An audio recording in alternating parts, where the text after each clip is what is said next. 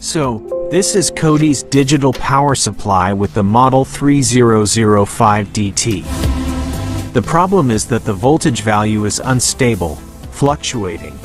So, if we set it at 19 volts, for example, it will change by itself even if it is not touched or connected to a load. Well, the solution to this problem is to replace this potentiometer. We replace it with the same value, which is 100K. This potentiometer is prone to damage because it is often turned when changing the voltage to the desired value.